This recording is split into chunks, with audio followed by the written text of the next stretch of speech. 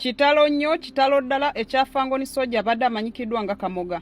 Kigambibwa mbu Kamoga yavudde mu bulamu bw'ensi eno ng'era omuliro gwe mulaba wammanga Kisiki bali mu kukungubagira fangoni soja abadde amanyikiddwa nga Kamoga. So n'olwekyo ba online girlfriend ba Kamoga wa fangoni yavudde mu bulamu bw'ensi. Naye aba fangoni forest nze abadde abuuza nti kakodyo ki akali mu butabika abantu bammwe nga bafudde. Ku lw'ensonga Kamoga abadde awangalira ku fangoni lwaki afa ne musirikira ebintu ng'ebyo? Why? Lwaki? Naye nze nakiraba.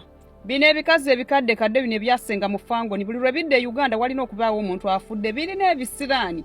Kibosi Lady bwe kyadde Uganda Jerome n'afa. Kijasi bwe kyazze Uganda Kamoga n'afa.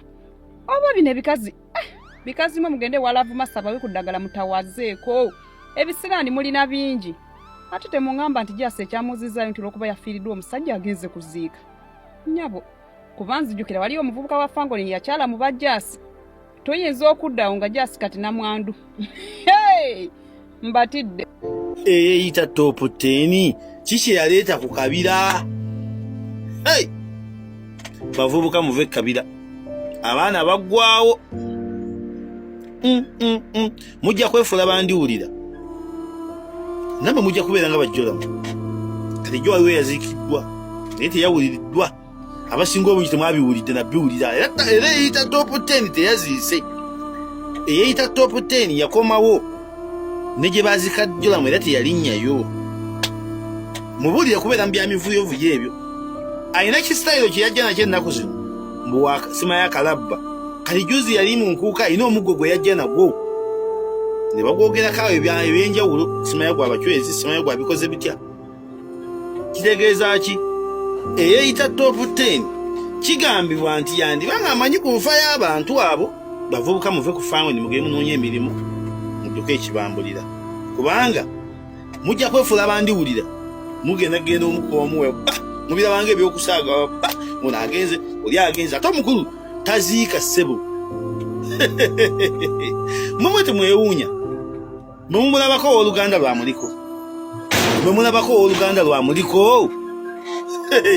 Kakali ebiseera ebisinga abantu abeefudde ab'ekirala bwe batyo baagala omuntu ogwo abannyina kubanga baganda bo bakuta bakukyawa. Kitegeera oyo mukulu alina muganda we muyimbi.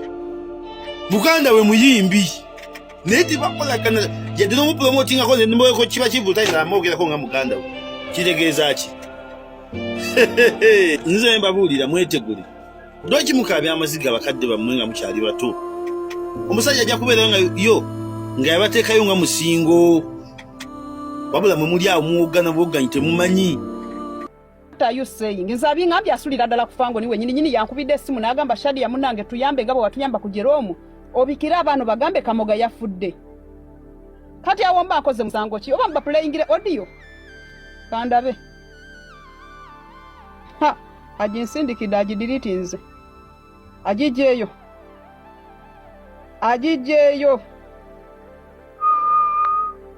Addeko. Gwera agidiritinze. Love. Okuba okugamba nti playing audio sigisanze. Ate lero nerabidde okujeforwardingira ku ssimu ndala. Nze mbadde sibimanyi. Era omwana yangambye nangamba Shadia tuyambeko obikireko ku baana ba fangoni nti omwana gwe bayita oyo gwe mbagambye yafudde. Nange era kyenkoze mbadde sigenda nakola live kyekinkozeseza live. Thank you. Njagala nyimbira omutanda ogwange guwedde mmaze okutuusa obubaka. Kati Sami kati okkiriziganya n'ekyange okwesimbawo nange ngenda mbasuubiza birungi byereere. Woba yagadde okwesimbawo nze siggaana ng'oyagala kufaako Museveni onompagira asaazi onna gwempagira tonnamatiza. Nkumatize ntya? Oli yamatiza yagamba Museveni waafa ngenda funa comedy store yange. Bagenda okusabula ono. Ali nneyo akusuubiza kyakusuubiza ng'odda kusaidiye. Wandaga omukule nali ekkato omukulembeze n'ampa sho. namukolamu emitwalo 8 egy'ekataliyaalo ye miliyoni 8. Abali wano bonna bakimanyi nti Sam y'omu ku baleeta omukulembeze Kata. Yayimba Kata n'agenda oyimba Dubai. Omukulembeze yampa ekivu. Era miliyoni ezo 8 sisobola kwetetenkanya ng'omuntu. Nange ngenda kuwa ekivulu. Ate wagwa. Mwandikibadde wali naawe. Nange ngenda kuwa ekivulu. Ompanga wagwa. Ngenda kutegekawa. Wakaawo. Kasita wona nga sente zivaayo. Sina kati wekuteeka. Mpozi omaze okuba palaso n'obeerako awompeera. Naye oba ogenze wa mukula kwetonda tolinaawo kabonero aliye. Alaali. Tewali naye kabonero naawe omubanda abimala atyo naawe. Omubanda abimala atya. Omuye yakuba oluyi ne lukuleeta. Omuye yakubye ensuululu ekuziise.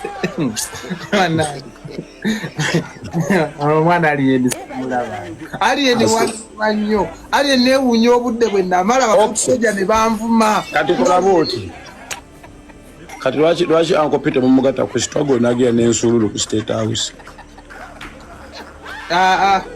Abo nabo bakyama amamera be bamanye n'ebyo ebisuululu bya nali manyi oba nakatemba wamu. Kuba nkimanyi palaso munafu kyekyamuddusa ne mwami. Naye nga we mwazimba ebintu byammwe mu ntandikwa era we mwadda ne mubikola ne mubituzimbamu. Ate olw'okuba naffe tubeera awo munnanga abamu tuli ku wifi ne tulowooza bituufu. Sebo Uncle atuuka ne ku ddinisa w'osula ne yeebikkula n'omukwata akavidiyo.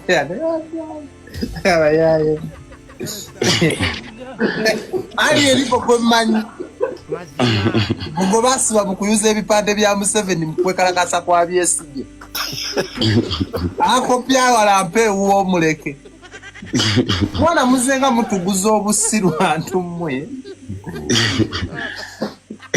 Yamwe yayitawo. Lwakuba nti Uncle sente ze yazigabana ne nnyina. Eyo famire y'amayanja togendayo wa mukula ne mutagabana. Sebo gwe mama wa muleka waka. Sente n'okwekuzinga bwomu. Mulimba. Bw'oli bamutuma maama we. Bamutuma maama we ate yagenda ne maama we okwasa emmotoka. Nenga. Kale tumanyira naawe. Mu video walabamu maama we ng'akutte ensuululu.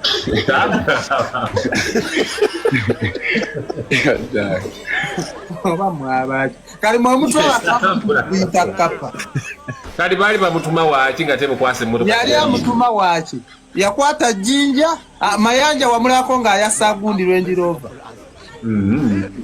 Kati baali bamutuma waaki.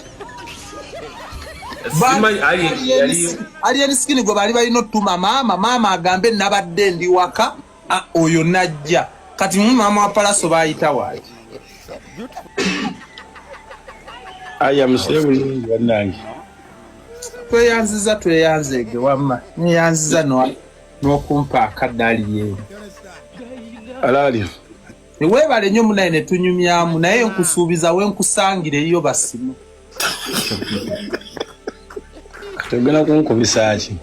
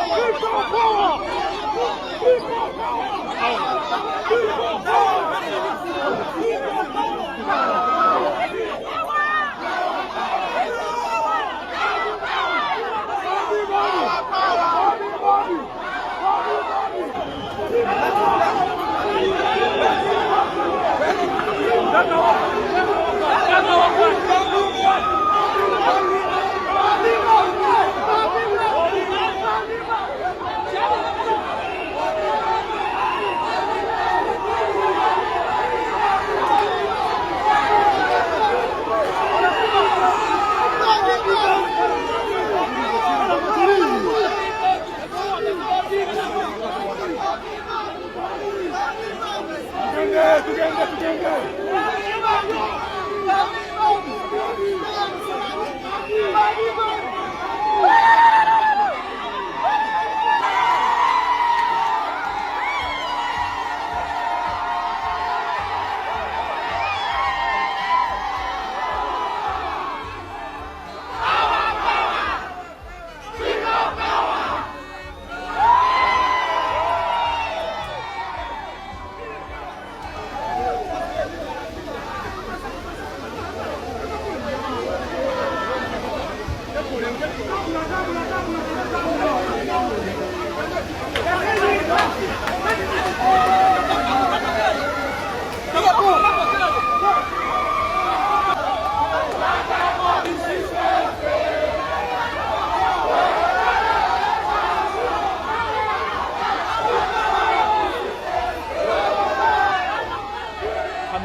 Live from DXB Terminal 3 is where we are tonight. Of course, Chimaze Okakasiwa, His Excellency Robert Kyagulanyi Centam amaze okutuuka essaawa eno ku DXB Terminal 3. Abawagizi ba Nuupu bangi nnyo nga bwe mubalaba, of course bazze okulaba nga bamupiikinga bamwanirize mu ssanyu eritagambika. As you see them, they are rejoicing, celebrating. Bali ready of receiving His Excellency Robert Kyagulanyi. Flight has already touched down, so tugenda kuba receiving